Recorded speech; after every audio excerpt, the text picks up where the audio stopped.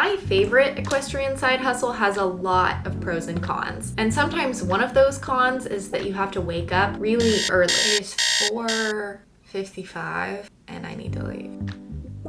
That's really hot.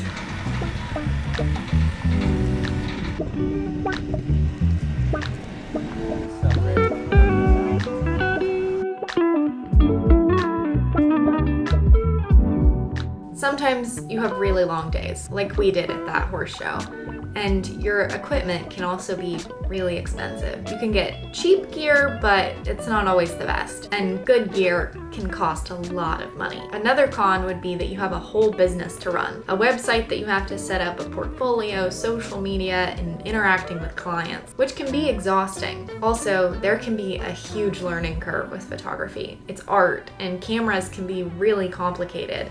For me, I learn by doing, and I do what I feel is right, and so I have to do something the wrong way in order to learn how to do it the right way. And then the pros would be photography can be a very high-paying job. I charge between $100 and $200 depending on the project, and some photographers charge thousands of dollars depending on the project. You also get to set your own schedule. You get to pick your days off, you get to pick the hours that you work as long as the light is okay. And there's no one telling you how to run your business. You don't have a boss, you're your own boss. And then the last pro for me is photography doesn't always feel like work to me. There are parts of it, like a really long day of editing or a really long day of shooting, that definitely feel like work, but I love creating and photography gives me the opportunity to do that and get paid. If you're wanting to get into taking horse show pictures, I would definitely recommend second shooting for someone. You can offer to work for them for free to build your portfolio, and then once you have a portfolio set up, you can start charging for your work. I built my portfolio by taking pictures of barns at shows. I would go with the barn and they would pay me to take pictures of all of their kids.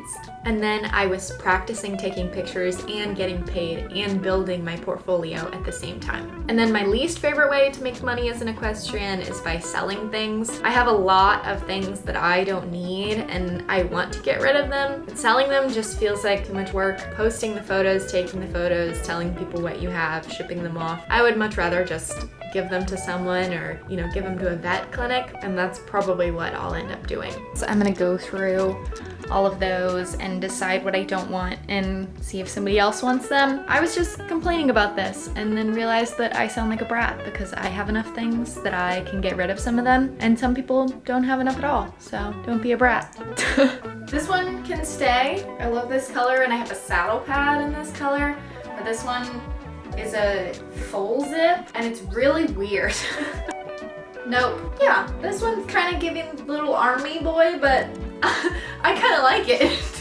Pants time. These are riding leggings, Dover. They're very worn in, so I don't think I could sell them if I wanted to. I really don't like riding leggings, but I guess I should probably have at least one pair. All right, these ones I can't even get on. These are from England, so they can go.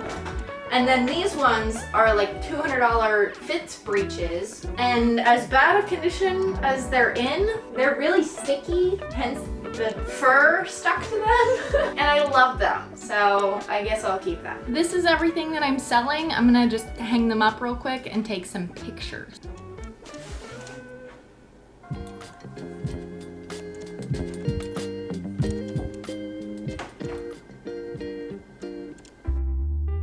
And now for some honorable mentions, starting with barn sitting. When people go out of town and they need someone to watch their animals, you can do it for them. I really enjoy this unless it's a client that either has, a ton of instructions for me to do, or the other end of that, and they don't really tell me what their animals need. But usually people are in between, and you can find clients that hire you consistently that are that perfect middle that you get along with really well. And if you enjoy taking care of animals, you basically get paid to hang out with their animals animals and stay at their house. Another way that I've made money in the past, or that barns that I've worked for have made money in the past, is by holding horses for the vet or the farrier while they're there. And the vet and the farrier will very much appreciate that you're there helping.